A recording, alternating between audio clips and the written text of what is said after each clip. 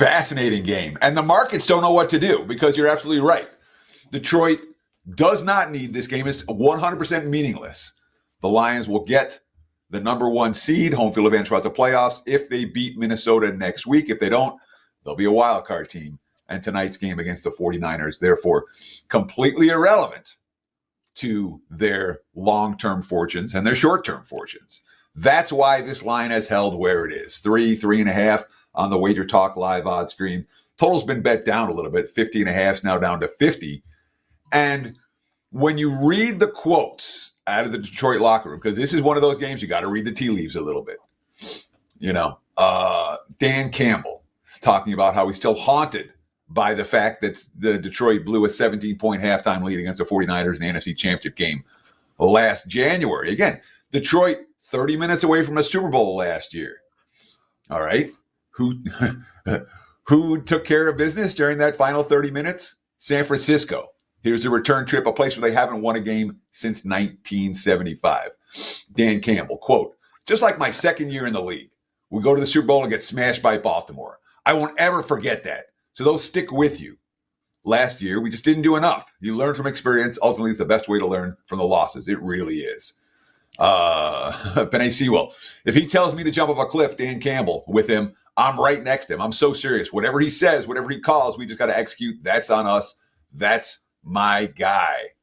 Campbell, quote, "You don't want to go through that feeling again. And that means you have to prepare a certain way. You have to play a certain way. Everything you talk about per that opponent for that week, it's as simple as that. This is the next opponent in front of us, and just keep your cool, keep your composure, stay disciplined, do the little things it takes to win a game. It really is that simple." So the quotes from Detroit, here's another one. I'm on Ross St. Brown. Going in there, we obviously all want to win. I don't know if it's going to get brought up or not, but I feel like each player that was here last year knows the feeling we had. We want to go in there and hopefully come out with a W. So, yes, it's a meaningless game for Detroit. 100%. That being said, it doesn't look like they're approaching this game like it's a meaningless game. And the fact that they lost here, that San Francisco stood between them and a Super Bowl a year ago and they came up short, is, I think, a legitimate motivator. Now, what happens if the Lions take a lead and the second half gets weird? That's very possible in this ballgame. This much we know. All right. San Francisco's had chances to get back into the playoff race the last couple of weeks, and they've come up short. The effort has been a little bit dicey for a team. And look, when you talk about riddled with injuries, the 49ers have been a disaster for them this season from an injury standpoint. But we haven't seen that we're going to fight to the down to the last whistle in any recent loss for San Francisco. And when you look at the 49ers injury report when it comes to the offensive line, it's a disaster. They ruled out Aaron Banks. They ruled out Spencer Burford. Trent Williams is on IR. Jalen Moore, his backup's on IR. All those guys went on IR in the last week. All right. Right tackle Colton McKivitz, questionable. He could play, but they could also be playing Charlie Heck and Austin Pleasance, both of whom were signed from other teams' practice squads in the last 11 days. That could be their starting tackle duo tonight. All right. Kyle Shanahan, quote, "Having three guys up who were on other teams' practice squads last week," talking about the offensive line, "the continuity is obviously not there, and just not them being in the building with the verbiage and things like that is a big challenge. There's still more time till the game, and those guys will be working mentally to get ready. But anytime you're new and you haven't been out there much, it's always a challenge." And that's just a tip of the iceberg when it comes to this San Francisco injury report. Dre Greenlaw's not going to play. Robert Beal's not going to play. Jared Brown's not going to play. And I can go on and on. Javarius Ward isn't going to be there. San Francisco, to me, is a team that I would not put my money on tonight. In fact, I put my money on Detroit for a first half wager in this ballgame. That is a client play for me. And I wouldn't argue with you making that same wager this evening. I'm not convinced the Lions are going to play for 60 minutes. I'm confident they're going to play for at least 30, and that's bad news for San Francisco. And that's the right answer. No, there's no angle. There's nothing you're going to look at and say, oh, yeah, teams in these spots have done well.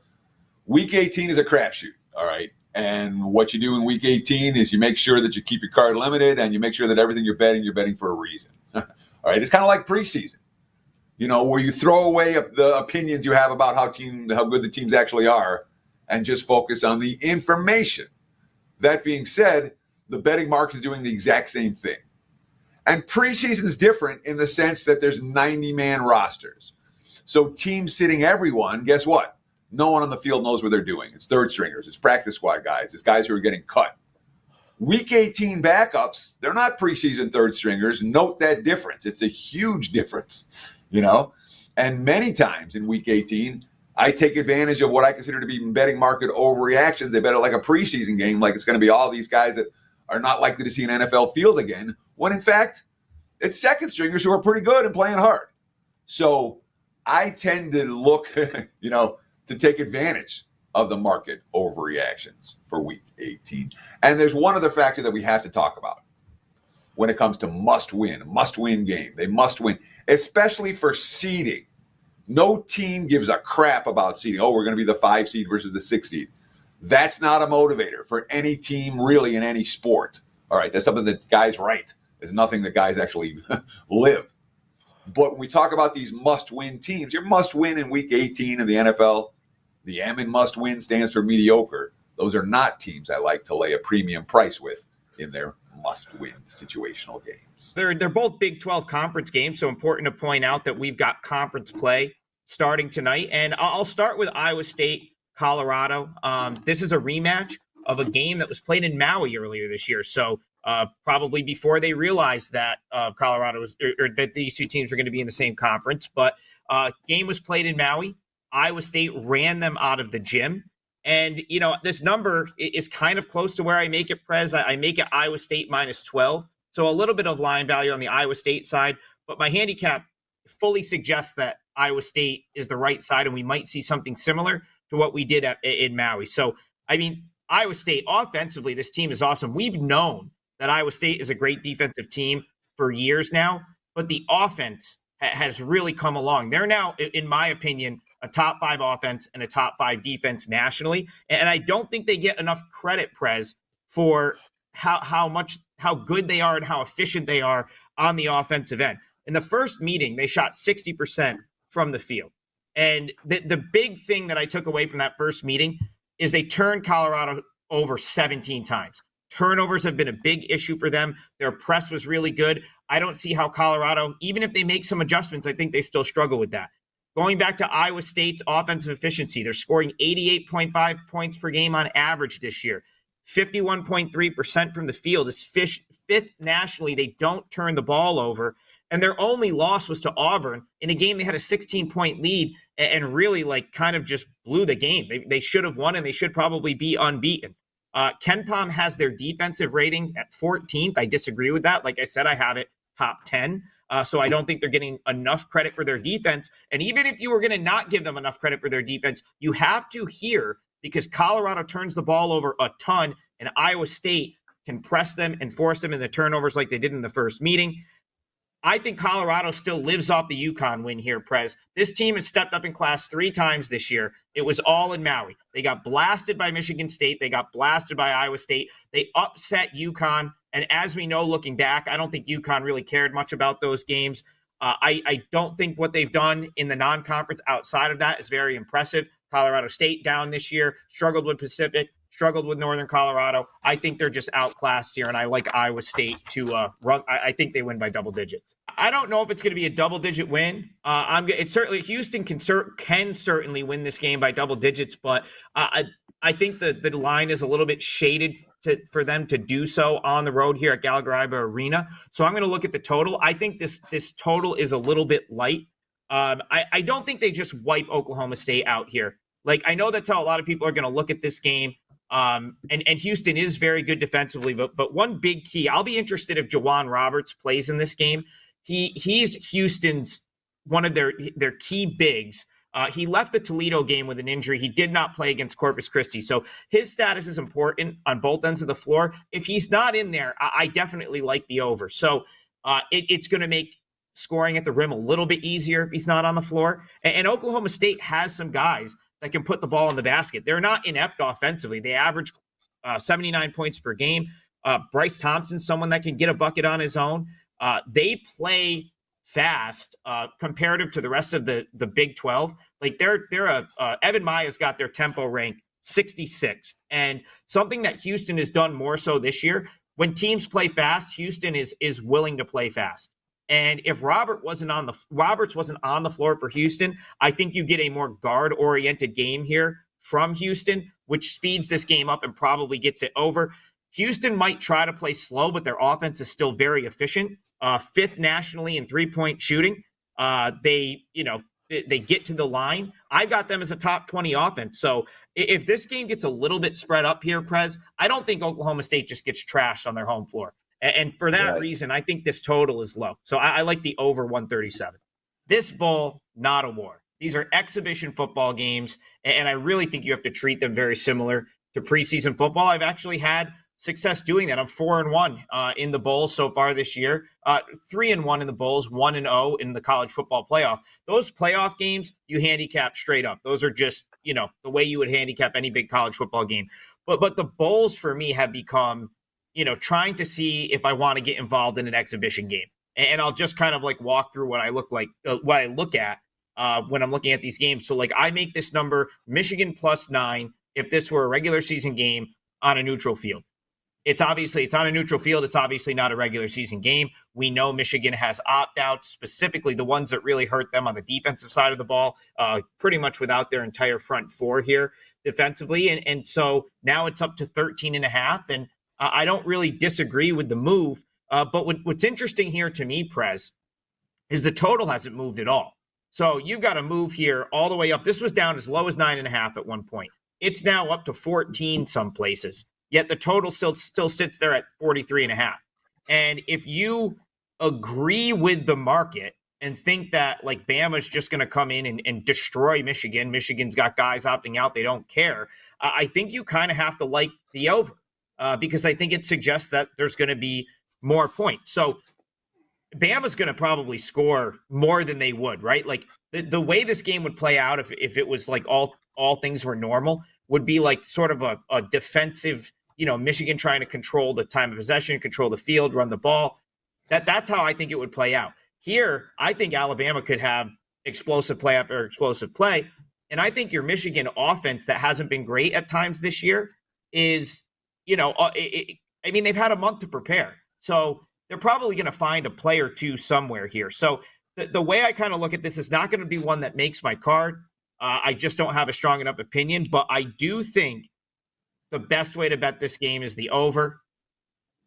It hasn't moved, and I think Bama could get close to this on their own. So I'll say over 43.5 for Michigan Bama here. Do it. I think this is a perfect game for prop betting, as Teddy alluded to. Both teams have problems on the defensive side of the ball, but we got the Detroit Lions, the number one scoring offense in the NFL, 33 points per game, and expect the Lions to come in here and march up and down the field, put points on the board. Problem is 12 defensive players on the IR, 5 defensive line starters. Teddy mentioned the injuries for the offensive line for San Francisco. Well, if there's one team you want to go up against right now with injuries on the offensive line, this would probably be the team you would pick. They gave up 48 points in a loss to the Bills 2 weeks ago, 559 yards of offense. Then they only gave up 17 points against the Bears last week, but Caleb Williams threw for 334 yards and a pair of touchdowns. The Bears would have scored more. They fumbled the ball twice, and they just did Chicago Bear things. You can always count on the Bears to be doing such things. I like Brock Purdy to have a good game here, put up some numbers. He's gone over 300 yards in 2 of his last 3 starts, 313 yards and 2 touchdowns against Miami, and 325 yards and 2 touchdowns the 2 weeks prior against the Bears. Teddy mentioned we haven't seen a lot of fight from this San Francisco team. They did sort of inexplicably beat up on the Bears a few weeks back. I think this is a good spot, not for the 49ers to win, but to put up points and put up yards and move the ball against a banged-up Detroit Lions defense. So Purdy over 253.5 passing yards is my first prop for today's show. Jesse Schul joining us, everyone. Jesse, you got another prop bet for us. Let's get straight into that. All right. Well, the total for tonight's game, 50.5. Not the highest total we'll see in an NFL game, but still on the right side of 50. On I was on Last Call with Kelly a couple weeks ago, and I reminded Kelly that back in 2017, the Packers played the Falcons in the NFC Championship game. The closing total for that game, 61.5. And I told Kelly that I wrote an article prior to that game detailing my prop strategy. When you see these high totals, stacking player props, guys to go over their yards, guys to go score touchdowns, because often the books just roll out with the same price as they would have for a total of 45 or 48. They don't seem to make the necessary adjustments all the time when you do see a high total. And I'm looking at 49ers players in this game, and I believe this is the highest total we've seen yet this season in a game involving the San Francisco 49ers. I did mention to Kelly when the Lions were playing the Bills and the total was 55, I liked Cook, the RB1 for Buffalo, to score a touchdown. He ended up scoring a pair of touchdowns. Josh Jacobs scored 3 rushing touchdowns against the Lions the previous week. Now, Chicago wasn't running in any touchdowns last week. Again, you can always count on the Bears to do Bears-type things. They don't have much of a running game.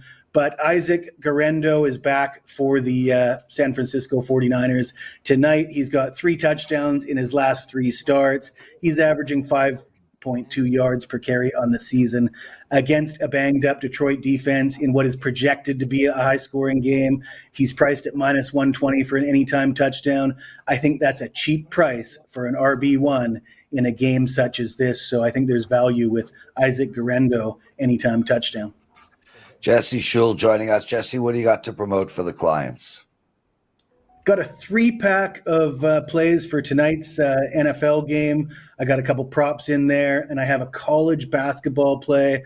I've been struggling with the NFL this season. I got to admit it.